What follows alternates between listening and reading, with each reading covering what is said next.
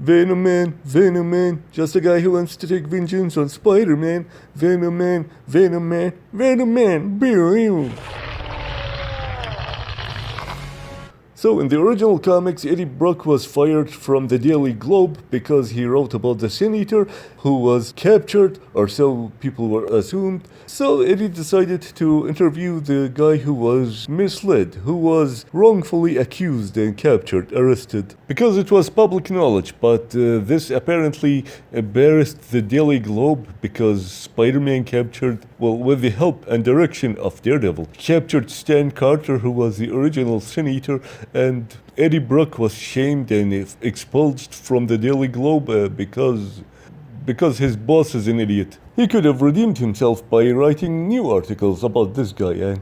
And then, after that, it was revealed that Eddie Brock had cancer, so blah blah, this and that, to blame Spider-Man for blah blah blah, and the symbiote killed him, and both wanted revenge against Spider-Man, so they cracked jokes and hurt Spider-Man and scared his wife.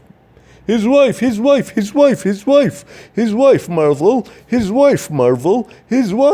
Mary Jane Watson Parker, his wife.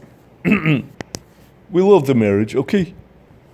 In the 1994 cartoon, he worked for the Daily Bugle. He was kinda inspired by Lance Bannon, who moved from the Daily Globe after it was shut down, and apparently it was reopened because Eddie Brock worked there.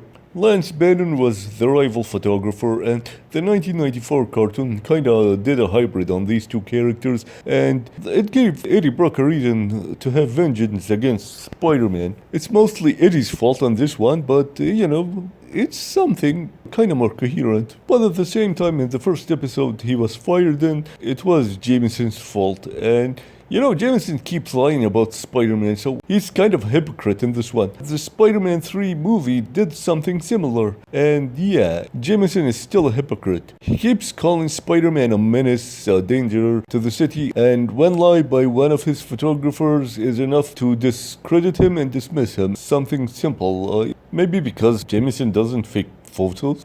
He's not fired here, he's just a guy who wants to frame Spider-Man to get a full-time job, and Spider-Man stole his cameras, and then he wants vengeance because he lost his cameras. Well, they are expensive cameras, but he wasn't fired, and then he became Venom in church because he recognizes Parker, and the symbiote bonded with him because he was directly under it, and he wanted to team up with Sandman by...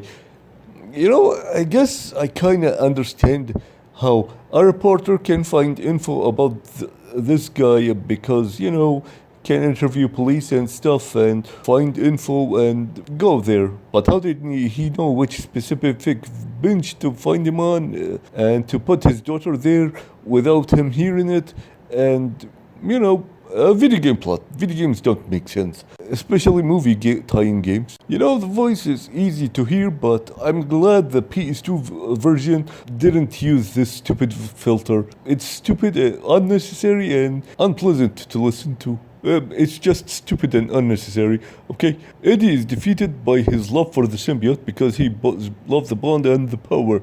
In this one, he's just there, and he just throws Harry aside in this one because Harry suddenly feels the urge to help his friend or friends, and no butler explanation this time, and the price Spider-Man paid was a steep one. The ending is fun, that's all I can say. It's a weird game with weird plotting, and Let's watch our temper here. There's children present. Penny! Daddy, I'm scared. Help me. Isn't this sweet? Just like in the movies. What do you want from me, you freak? Freak? I'm the freak. Have you looked in a mirror lately?